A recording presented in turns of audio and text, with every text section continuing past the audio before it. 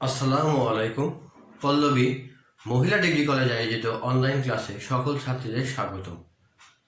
আমি সর্বপ্রথম ধন্যবাদ জানাচ্ছি মহান আল্লাহ তাআলাকে, যিনি এই করোনা মহামারীর সময় আমাদের সুস্থ সবল রেখেছেন।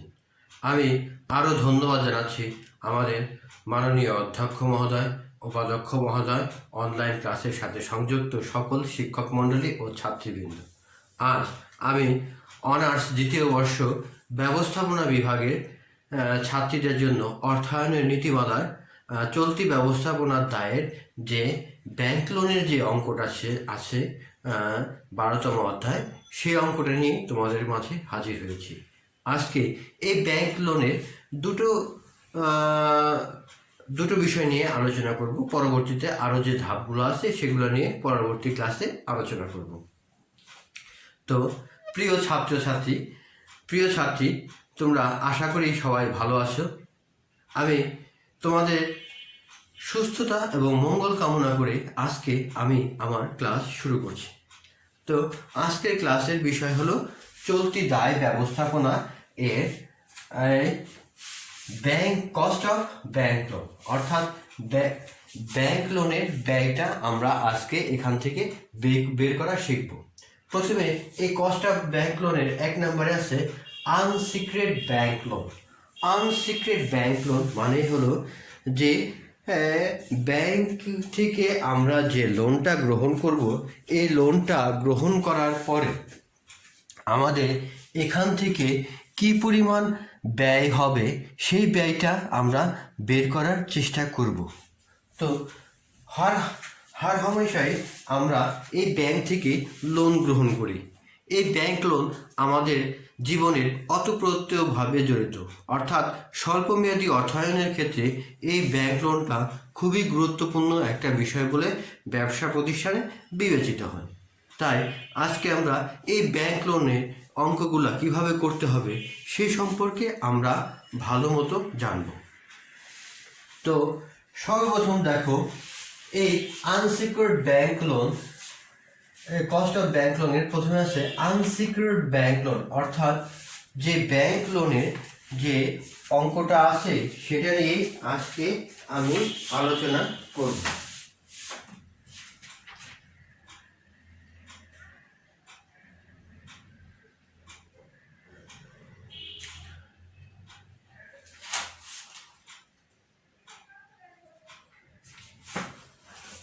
অর্থাৎ আমরা এখন জামানতবিহীন ব্যাংক লোনে, অর্থাৎ আনসিকিউরড অর্থাৎ জামানতবিহীন ব্যাংক লোনের যে সূত্রটা আছে সেটা নিয়ে আমরা আলোচনা করব।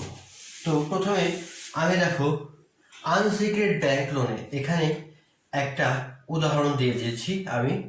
আনসিকিউরড ব্যাংক লোনকে 2 ভাগে ভাগ করা যায়। 1 সিম্পল ইন্টারেস্ট, 2 কম্পাউন্ড ইন্টারেস্ট, অর্থাৎ একটা হলো সরল সুদ আর একটা হলো চক্রবৃদ্ধি সুদ। আমরা এই একটা অঙ্কের মাধ্যমে এই অঙ্কগুলো দেখাই দেব তোমাদের। এই দুটো অঙ্ক নিয়মে আমি দেখাই দেব। তো প্রথমে একটা অঙ্ক যেটা দেওয়া আছে সেই অঙ্কটা আমরা এখন পড়ব, পড়ার পর বুঝবো, বোঝার পর আমরা করার চেষ্টা করব। দেখো দেওয়া আছে, X company has decided to take a loan from 2 lakh টাকা for 90 days, which is repayable on maturity at the 2,20,000. Calculate EIR, অর্থাৎ ইফেক্টিভ ইন্টারেস্ট রেট। এটা আমরা simple and compound interest rate বের করার চেষ্টা করব। তো প্রথমেই আমরা দেখি EIR, অর্থাৎ সূত্রটাকে দেখি। We know that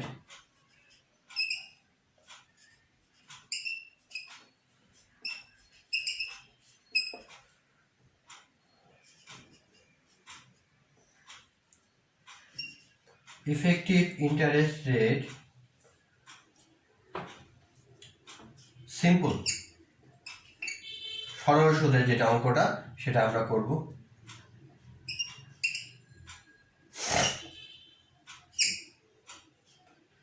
interest divided by principal 360 divided by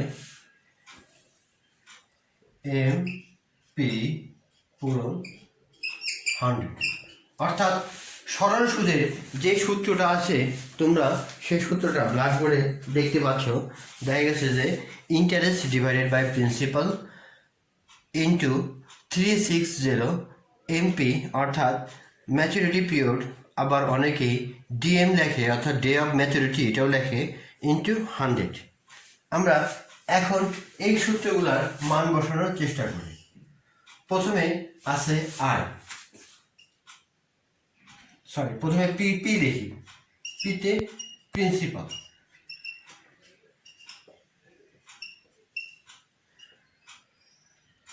আছে 2 লাখ।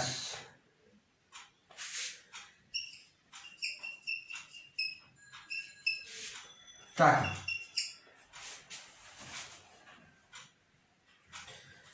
তারপর আছে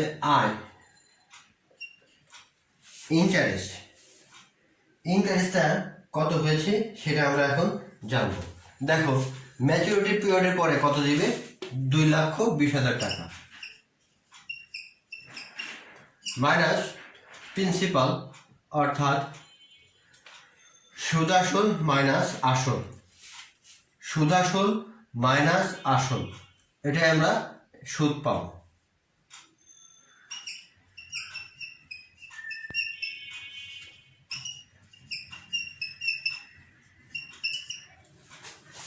তারপরে আছে এমপি, ম্যাচুরিটি পিরিয়ড আছে 90 ডেজ।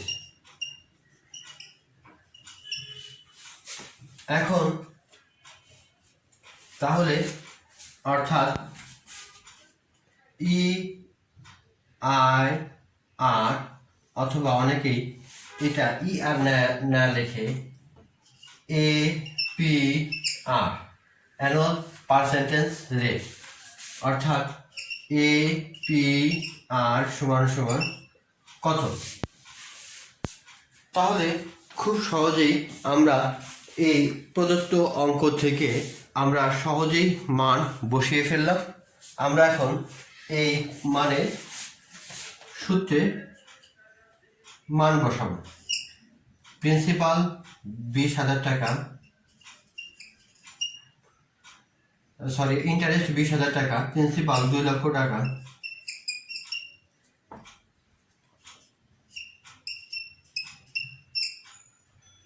ম্যাচুরিটি পিরিয়ড 90,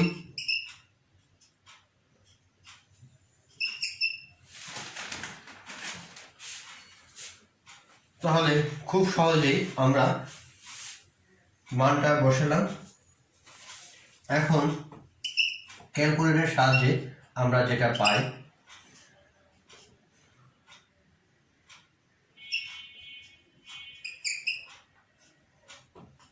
এই তিনটা ক্যালকুলেটরের সাহায্যে গুণ করার পরে আমরা পাই 40%। অর্থাৎ সিম্পল ইন্টারেস্টটা রেটটা হলো কত, 40%। দেখো আশা করি তোমরা এই সিম্পল ইন্টারেস্ট রেটটা বুঝতে পেরেছ। এখন আমি কম্পাউন্ড ইন্টারেস্ট রেট নিয়ে আলোচনা করব।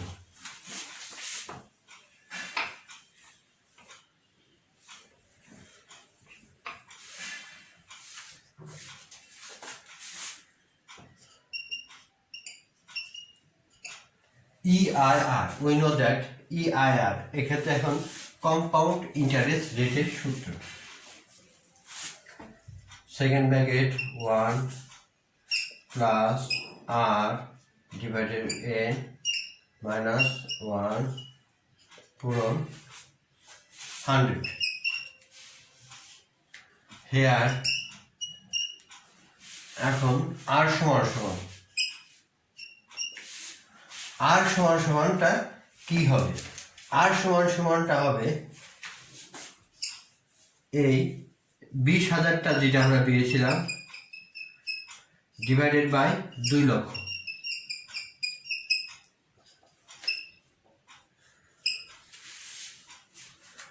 আর N সমান 360 ডিভাইডেড বাই 90, যেটা আমরা 4 ডেজ বা 4।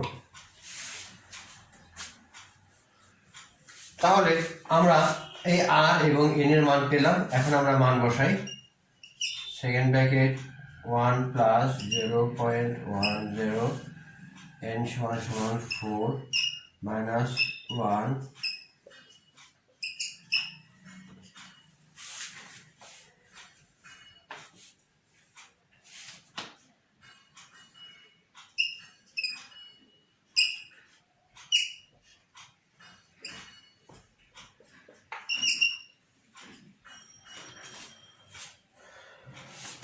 আমরা এখন ক্যালকুলেটরের মাধ্যমে করলে পাই, অর্থাৎ চক্রবৃদ্ধি হারে আমরা অঙ্কটা করার পরে যা পেলাম তা খুব সুন্দর মতো উঠিয়ে দিলাম। আমি এই অঙ্কটা আরেকবার বুঝাচ্ছি যে ইআইআর অর্থাৎ চক্রবৃদ্ধির যে সূত্রটা, অর্থাৎ ইফেক্টিভ ইন্টারেস্ট রেট বা এটা যেটা হবে সেটা হলো 1 plus r d to the power n minus 1 into 100। আমরা আর এর মানটা বের করছি, অর্থাৎ সুদ ডিভাইডেড বাই আসল যা পেয়েছি, এবং এন এর মানটাও সুন্দর মতো বের করে নিয়েছি।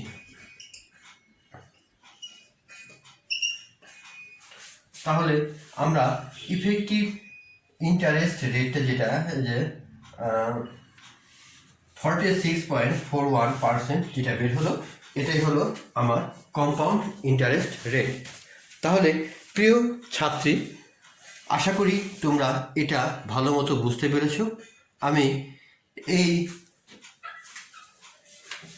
কম্পাউন্ড ইন্টারেস্ট রেট তোমাদের আরেকটু ভালো মতো বোঝার জন্য আমি আরেকটা অঙ্ক করে দিচ্ছি, কারণ আমি জানি সিম্পল ইন্টারেস্ট রেট তোমরা ভালো মতো বুঝেছ।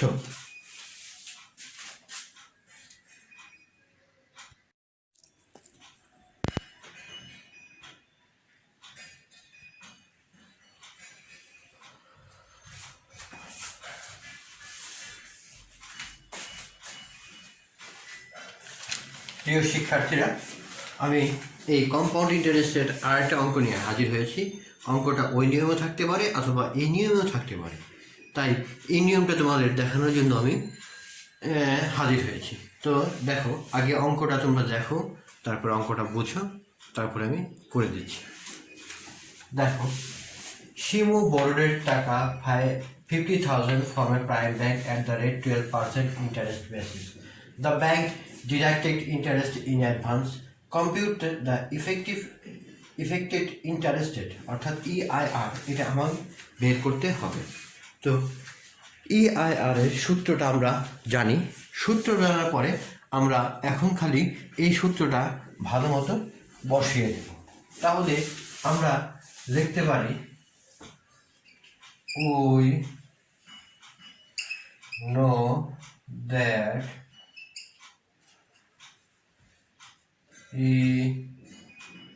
EIR effective interest rate 1 plus R to the power n minus 1 second bracket 4/100। তাহলে খুব সহজেই আমরা EIR এর সূত্রটা লিখে ফেললাম। তো EIR এর সূত্রটা এখন লেখা শেষ। আমরা এখন এই সূত্র থেকে বা এই অঙ্ক থেকে এই সূত্র মানগুলা বের করার চেষ্টা করি। প্রথমে দেখো AR, এখানে এটা বের করতে হলে প্রথমে আমাকে এখানে দেওয়া আছে প্রিন্সিপাল, একটু লক্ষ্য রাখো, প্রিন্সিপাল দেওয়া আছে 50,000 টাকা। তারপরে আছে ইন্টারেস্ট, ইন্টারেস্ট কত আছে 12%। 12% কত হবে? এই আসলে 12%। আমরা এই আসলে 12% যখন ক্যালকুলেটরের মাধ্যমে বের করব, দেখো এই ক্যালকুলেটরের মাধ্যমে বের করলে খুব সহজেই আমরা এটার মান পেয়ে যাই। কত পাই? 6,000 টাকা। অর্থাৎ সুদের পরিমাণ আমরা পেলাম কত? 6,000 টাকা। তারপরে আছে দেখো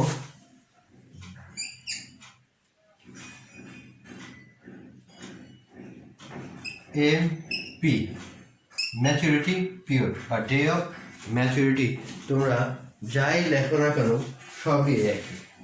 দেখো অঙ্কে কোথাও দেওয়া নাই সিংহ বড়ের 15,000 from prime bank at the rate of 12% interest basis.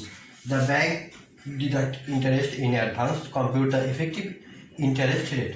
অর্থাৎ এখানে ম্যাচুরিটি পিরিয়ড কখনো দেওয়া হয়, তার মানে আমরা এটা ধরে নিব 1 বছর, তার মানে 360 ডেজ। তাহলে আমাদের প্রয়োজনীয় যে সকল উপকরণ ছিল সেই উপকরণগুলা আমরা নিঃসন্দেহে পেয়ে গেলাম। আমরা এখন মান বের করতে পারি। প্রথমেই আর এর মান, আমরা আর এর মান বের করার নিয়ম জানি, সেটা হলো আই ডিভাইডেড বাই পি।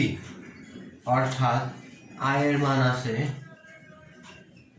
6,000 টাকা এবং পির মান আছে 50,000 টাকা। দেখো একটু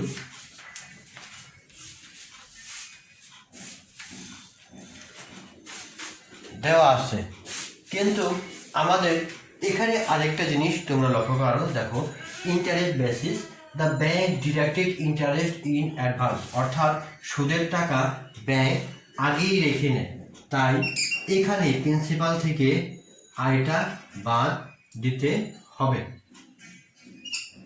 ওই নিয়মটা ছিল আগের নিয়মে, যেহেতু এখানে বলছে যে bank deducted interest in advance, অর্থাৎ সুদের টাকাটা আগেই বাদ দেয়, তার মানে এখানে 6,000 টাকা। তাহলে আমরা এখন ভালো মতোই বুঝতে পারলাম। তোমাদের সুবিধার্থে আমি আরেকবার বুঝিয়ে দিচ্ছি। দেখো আর I divided by P minus I, এটা কেন হলো? কারণ এখানে স্পষ্ট বলে দেওয়া আছে ব্যাংক ডিডাক্টেড, অর্থাৎ ব্যাংক সুদের টাকা অ্যাডভান্স কেটে রেখেছে, তার মানে আমরা এটা প্রিন্সিপাল থেকে বাদ দিয়ে দিব। এখন বাদ দেওয়ার পরে যা পাই সেটা হলো 0.1364 অর্থাৎ ক্যালকুলেটরের মাধ্যমে আমরা সহজেই এই নিয়মটা বা এটা বের করে নিলাম। এখন আমাদের কি বের করতে হবে? এন এর মান।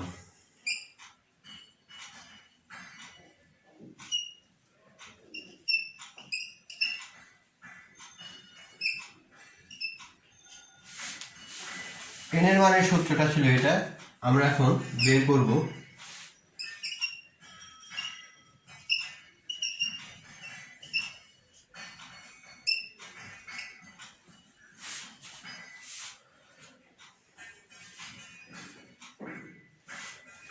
তাহলে খুব সহজেই আমরা মানগুলা বের করতে পারলাম। এখন প্রদত্ত মান যেগুলো আমরা বের করেছি এগুলা এই সূত্রের সাহায্যে লিখলেই বা সমাধান করলে আমরা এটা পেয়ে যাব। Second bracket first bracket 1 plus R এর মান দেওয়া আছে 0.1364 to the power 1 minus 1, second bracket পূরণ 100। তাহলে তোমরা দেখলা খুব সহজেই আমি এখান থেকে যে মানটা বের করলাম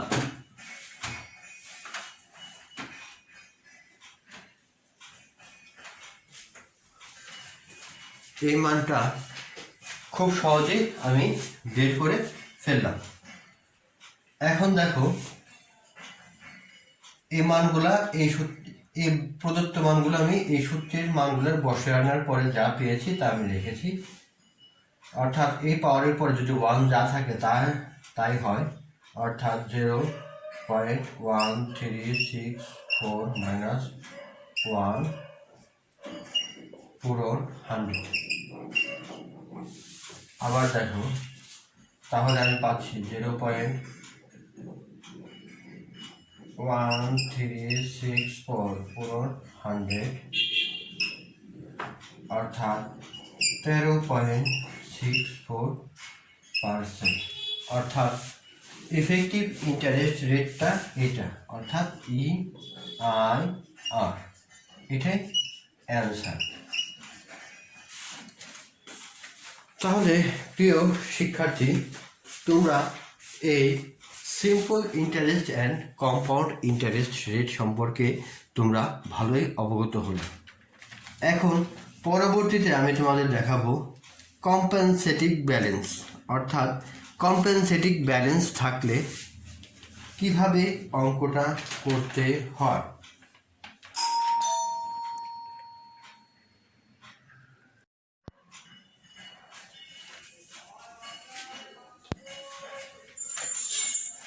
প্রিয় শিক্ষার্থীবৃন্দ, আমরা এখন দেখব কম্পেনসেটিং ব্যালেন্স থাকলে অঙ্কে তাহলে অঙ্কটা কিভাবে করতে হয়। এটা গত ক্লাসে যে গত যে অঙ্কটা দেখালাম আনসিক্রেট ব্যাংক লোন, 2 নম্বরে আছে কম্পেনসেটিভ ব্যালেন্স। পরবর্তী ক্লাসে আমি আরও এই বিষয় নিয়ে আলোচনা করব, আরও অন্যান্য যে ধাপগুলো আছে সেগুলো নিয়ে আলোচনা করব। তো আগে কম্পেনসেটিভ ব্যালেন্স থাকলে কি করতে হবে। একটা আছে কম্পেনসেটিভ ব্যালেন্সে যদি ডিসকাউন্ট রেট দেওয়া না থাকে তাহলে কিভাবে করব, এবং ডিসকাউন্ট রেট দেওয়া থাকলে কিভাবে করব। তো প্রথমে আমরা দেখব ডিসকাউন্ট রেট দেওয়া না থাকলে অঙ্কটা আমরা কিভাবে করব। আগে এই অঙ্কটা আমরা দেখব, বুঝবো, বোঝার পরে আমরা করব। তো প্রিয় শিক্ষার্থী, তোমরা যারা আছো দেখো অঙ্কটা দেওয়া আছে, borrowed from a bank at 12% interest with 15% compensating balance, requirement for a loan for of টাকা 50,000, calculate the cost of bank loan। অর্থাৎ এখানে ব্যাংক লোনের ব্যয়টা কত সেটা আমাকে বের করতে হবে।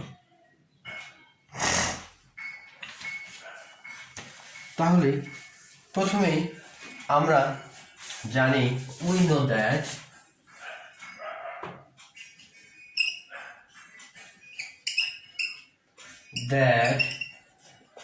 আমরা জানি যে এটা কি বের করতে বলছে, কস্ট অফ ব্যাংক লোন, অর্থাৎ EIR, অর্থাৎ cost of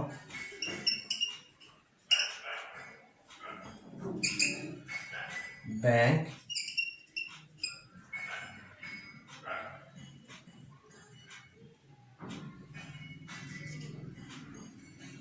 cost of bank loan. এই EIR এর সূত্রটা আমরা দেখব যদি ডিসকাউন্ট রেট দেওয়া না থাকে, তাহলে আমরা এটা লিখতে পারি IP মাইনাস CV, অর্থাৎ কম্পেনসেটিভ ব্যালেন্স ইন্টু 100। তাহলে খুব সহজেই আমরা এই সূত্রটা লিখতে পারলাম। আমরা এখন এখানে এই সূত্রে মান বসাবো। হেয়ার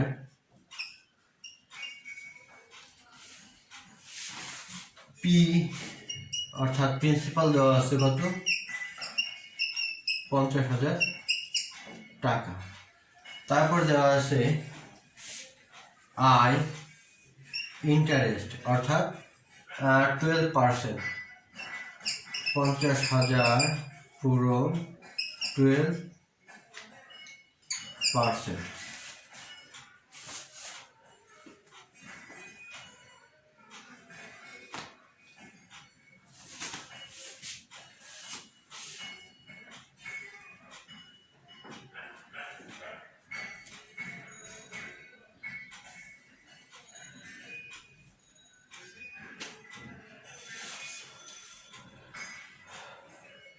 দেখো 50,000-এ 12% আসে 6,000 টাকা। তারপরে দেখো সিবি অর্থাৎ কম্পেনসেটিভ ব্যালেন্স,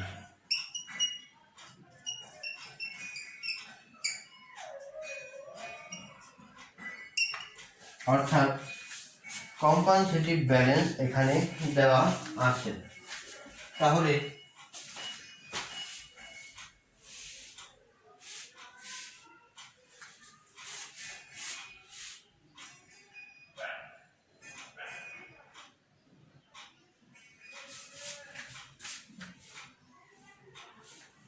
অর্থাৎ 50,000 টাকার 15%,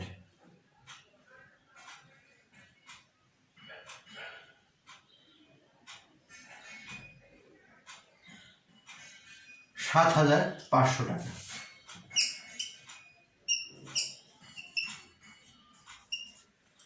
তাহলে আমরা মান বের করলাম।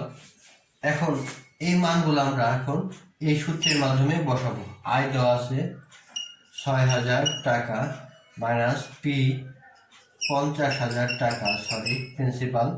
কম্পেনসেটিভ ব্যালেন্স দেওয়া আছে 75 টাকা, পুরো 100। তাহলে প্রিয় শিক্ষার্থীবৃন্দ, আমি খুব সহজেই এই ব্যালেন্সটা বের করে ফেললাম। এখন এটা সমাধান করতে হবে। এটা এখন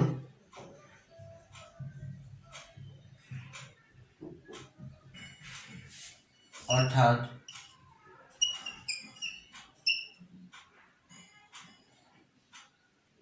42500, অর্থাৎ 50,000 থেকে আমি 7,500 যদি বাদ দিই তাহলে আমি এটা পাই, এটা পুরো 100। তাহলে এটা এখন আমি কি করব, এই 6,000-কে এটা দ্বারা ভাগ দেব। 6,000 ভাগ 4250।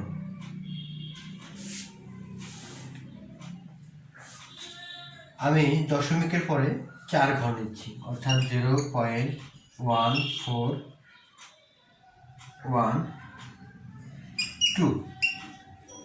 পূরণ 100। এখন এটা দ্বারা গুণ করলে আমরা পাই 14.12%।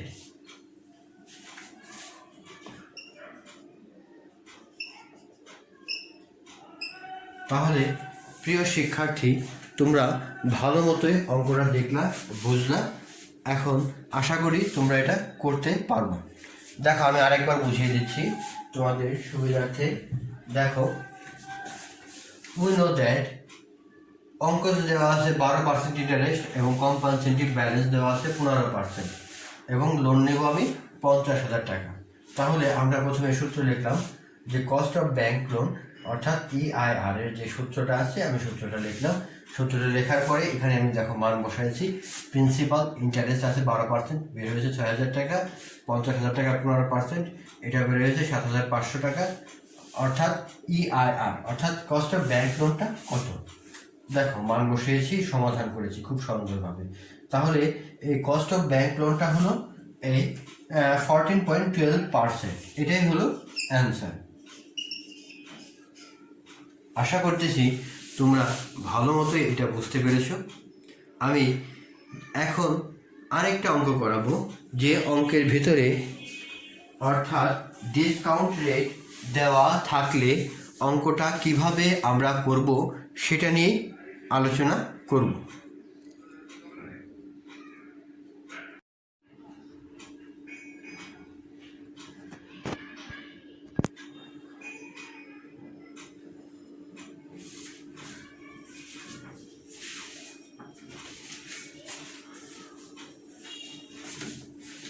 প্রিয় শিক্ষার্থী, আমরা এখন এই কম্পেনসেটিভ ব্যালেন্সের ডিসকাউন্ট রেট যদি দেওয়া থাকে তাহলে অঙ্কটা কিভাবে করতে হয় সেটা আমরা এখন জানব। তো দেখো, ডিসকাউন্ট বেসিসের একটা অঙ্ক আমি তোমাদের সুন্দরভাবে উপস্থাপন করেছি। আগে অঙ্কটা আমরা পড়বো, পড়ার পর বুঝবো, বুঝার পরে অঙ্কটা আমরা করব। দেখো, দেওয়া আছে এ ম্যান বরোড টাকা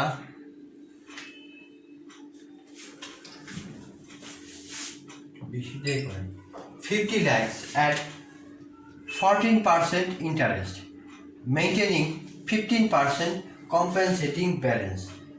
দেখো, ডিসকাউন্ট রেটের কথা বলা আছে, interest payment are made in advance, determine the cost of bank loan, অর্থাৎ আমাকে ব্যাংক লোনের যে কস্টটা সেটা বের করতে হবে। তো সর্বপ্রথম আমরা দেখি, we know that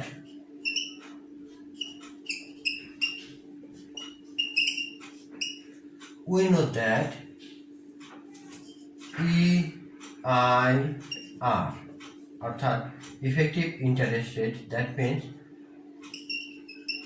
cost of bank loan. এই কস্ট অফ ব্যাংক লোনের সূত্রটা P minus CB minus I পূরণ 100। তাহলে আমরা খুব সহজেই এটা বের করতে পারলাম।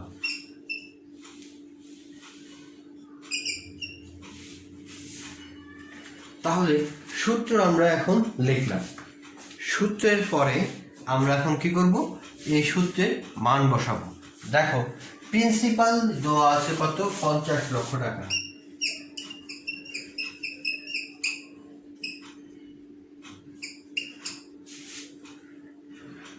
তারপরে দেওয়া আছে ইন্টারেস্ট রেট,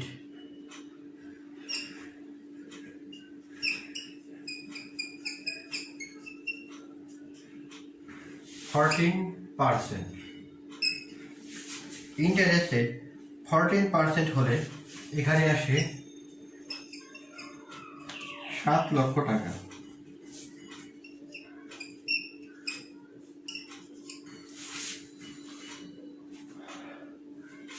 সিবি কম্পেনসেটিভ ব্যালেন্স,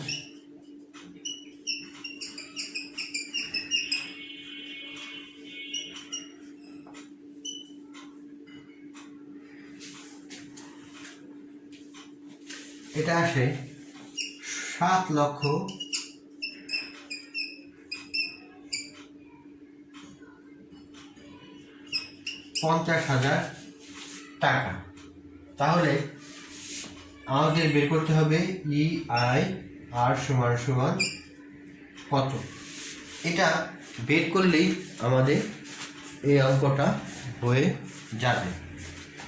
তাহলে আমি অঙ্ক অনুযায়ী এটা দেখি, এটা 7 লক্ষ টাকা দেওয়া আছে, 50 লক্ষ টাকা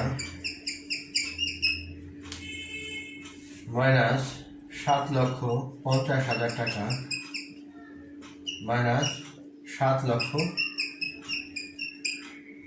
টাকা পূরণ 100। তাহলে তোমরা দেখলা কিভাবে আমি মানগুলো বের করলাম। অঙ্ক থেকে প্রথমে আমি মানগুলো বের করে নিলাম। পি অর্থাৎ প্রিন্সিপাল, এখানে 50 লক্ষ টাকা দেওয়া আছে, ইন্টারেস্ট রেট 14%, অর্থাৎ 50 লক্ষ টাকা 14% আমি 7 লক্ষ টাকা বের করেছি। সিবি কম্পেনসেটিং ব্যালেন্স আছে 15%, অর্থাৎ 50 লক্ষ টাকায় 15% 7,50,000 টাকা, অর্থাৎ EIR সমান কত, অর্থাৎ ইফেক্টিভ ইন্টারেস্ট রেট সমান কত। তো এই মানগুলো আমি এই সূত্রের সাহায্যে এখানে বসিয়েছি। এখন আমি এগুলা যোগ বিয়োগ করব। 7 লক্ষ টাকা, তারপরে আছে দেখো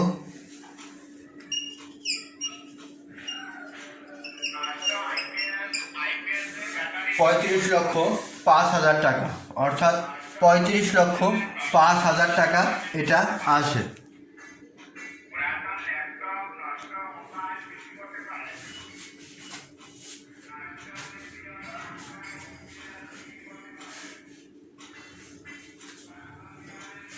তো পূরণ 100, এই 100, তারপরে দেখো এখন এটা দ্বারা আমি ভাগ করলে পাই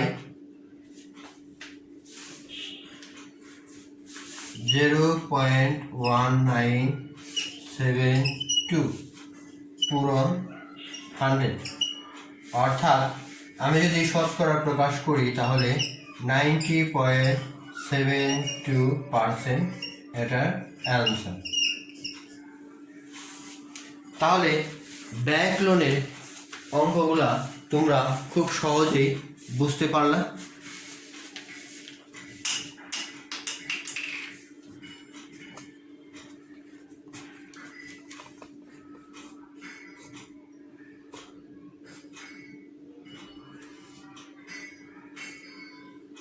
তো প্রিয় শিক্ষার্থী, আশা করছি আজকের ক্লাস তোমরা ভালো মতোই বুঝতে পেরেছ।